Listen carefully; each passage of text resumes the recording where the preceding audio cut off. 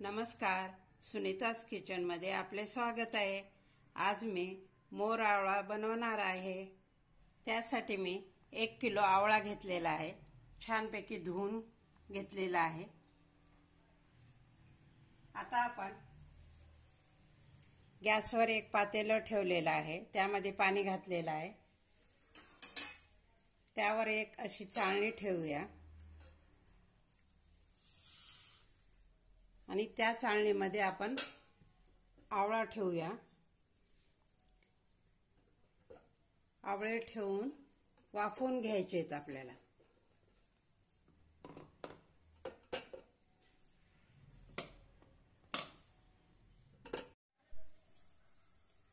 आता आपण यावर एक झाकण ठेवूया आणि छानपैकी आपण आवळे वाफवून घेऊया।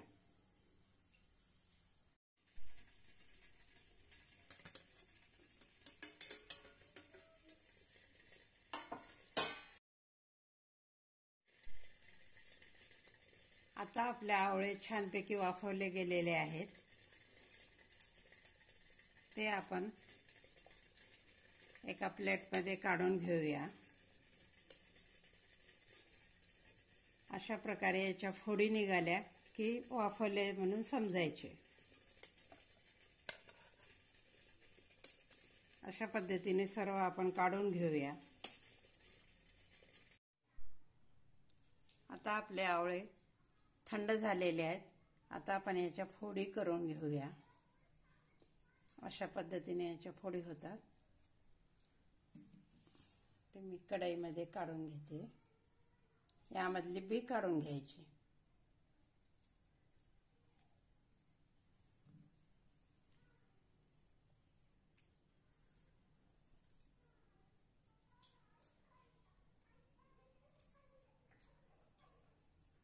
अशा पद्धतीने आपण सर्व फोडी करून घेऊया आणि यामधलं बी काढून घेऊया।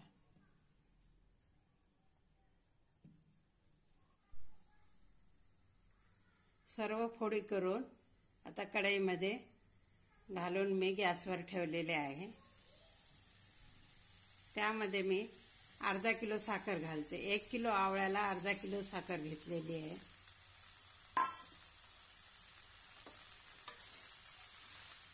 आता छानपैकी याला खाली वर करत राहायचं आणि आता हे आवळा आणि साखरेचा पाक तयार होतो। त्यामध्ये आता छानपैकी शिजू द्यायचे।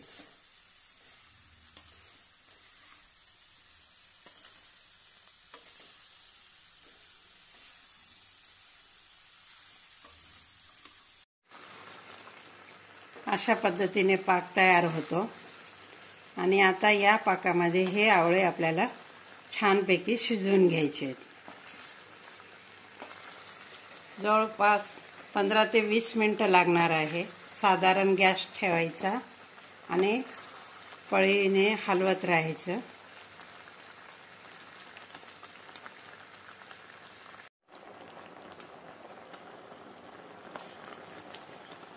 आता आपला मोर आवळा होत आलेला आहे बघा। अशा पद्धतीने आवळ्याच्या फोडी झाल्या पाहिजेत। अजून थोडा वेळ 5 मिनिटं आपण छानपैकी या पाकामध्ये शिजू देऊयात।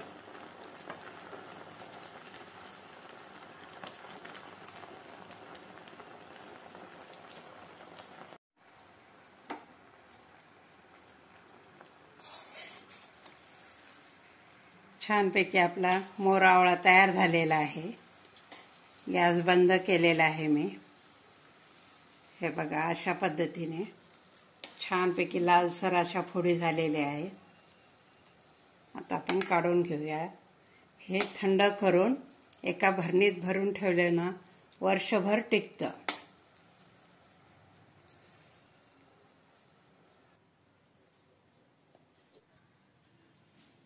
ज्यांना पित्ताचा त्रास आहे त्यांनी रोज मोर आवळा खावा। हा व्हिडिओ आवडल्यास लाईक आणि शेअर नक्की करा। धन्यवाद।